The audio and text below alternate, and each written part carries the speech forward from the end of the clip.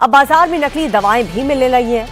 बेंगलुरु से लेकर के लखनऊ तक नकली दवाओं के कारोबार से जुड़े एक संगठित नेटवर्क का खुलासा हुआ। FSDA ने फर्जी बिलिंग, क्रॉस बिलिंग और फर्जी बैंक ट्रांजैक्शन के जरिए नकली दवाओं को बाजार में खपाने वाले गिरोह का पर्दाफाश किया। लखनऊ, आगरा, वाराणसी, गोंडा में अब तक करीब 5 करोड़ 43 लाख रुपए की अवैध दवाइयां जब्त की गईं और जांच में ये सामने आया है कि कई फर्म कागजों पर दवाओं की खरीद बिक्री दिखाकर नकली दवाओं को बाजार में बेचते थे, जिनके खिलाफ अमीनाबाद थाने में FIR दर्ज कराई गई और जांच की जा रही है।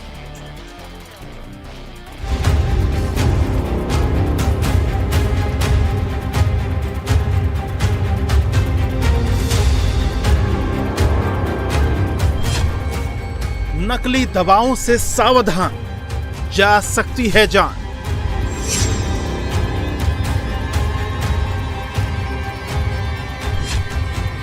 नकली दवा का कारोबार, दवाई बेचने वाले होशियार।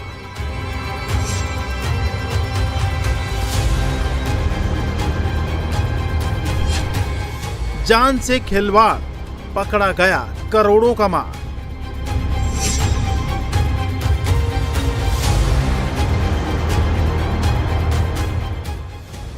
जिन दवाओं को हम और आप सेहत की संजीवनी समझकर लाते हैं, सोचिए अगर वो ही नकली निकले तो क्या होगा।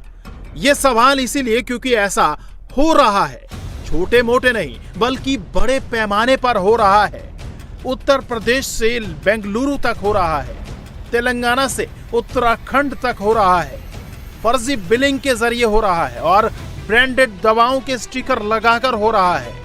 यानी जिसे हम दवा समझकर ठीक होने के लिए ले रहे हैं, हो सकता है वो जहर बनकर शरीर को और खोखला कर दे।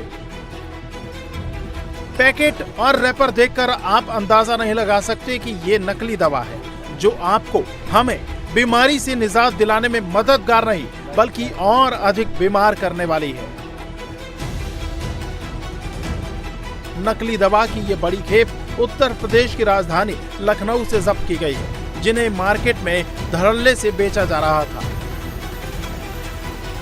FSDA उत्तर प्रदेश ने जांच अभियान चलाया तो पता चला कि फर्जी बिलों पर नकली दवाएं खपाई जा रही हैं, जिसके बाद छापेमारी कर लखनऊ, आगरा, वाराणसी और गोंडा से 1-2 करोड़ नहीं बल्कि 5 करोड़ से ज्यादा की अवैध दवाइयां जब्त की गई। कार्रवाई के दौरान लखनऊ से 41.58 लाख रुपए, वाराणसी से 25 लाख रुपए, गोंडा से 1 करोड़ 13 लाख रुपए और आगरा से 3 करोड़ 63 लाख रुपए की अवैध दवाइयां बरामद की गई। अभियान के तहत राजधानी लखनऊ के अमीनाबाद में नकली और काउंटरफीट दवाओं की सप्लाई चेन चलाने वाले संगठित गिरोह का पर्दाफाश हुआ। जांच में सामने आया कि health plus, MK pharma, Ram pharma और patient care surgical house Saharanpur मिलकर फर्जी बिलिंग के जरिए नकली दवाएं बाजार में खपा रही थी। हेल्थ प्लस को लाइसेंस मई 2025 में मिला था, लेकिन फर्म अप्रैल 2025 से ही अवैध लेन देन दिखा रही थी। हैरानी की बात यह है कि स्टैंड मेड नाम की निर्माता कंपनी ने हेल्थ प्लस की तरफ से बेची जा रही एल्कासोल सिरप को नकली करार दिया था। वहीं MK फार्मा ने वित्तीय वर्ष 2025-26 में करीब 8.87 करोड़ रुपए की फर्जी खरीद दिखाई और सबूत मिटाने के लिए पुराने डेटा तक को डिलीट कर दिया। निर्माता कंपनी वॉर्डेक्स ने MK फार्मा की डिएक्सोरेंज सिरप को नकली बताया, जबकि 39 लाख से ज्यादा ज़ोरल M1 टैबलेट के सोर्स का सत्यापन तक नहीं हो सका। ऐसे में अब चारों फार्मा के खिलाफ अमीनाबाद थाने में गंभीर धाराओं में FIR दर्ज की गई है और मामले की जांच जारी है। यूपी के अलावा कर्नाटक के बेंगलुरु में भी परेशान करने वाली तस्वीर आई, जहां एक फार्म हाउस से 5 करोड़ रुपए की नकली दवाओं का जखीरा बरामद हुआ। जानकारी के मुताबिक FDA को बेंगलुरु में बड़े पैमाने पर नकली दवाओं की सप्लाई की जानकारी मिली थी, जिसके बाद बड़े बड़े अस्पतालों की फार्मेसी और दवाओं की दुकानों पर नजर रखी गई।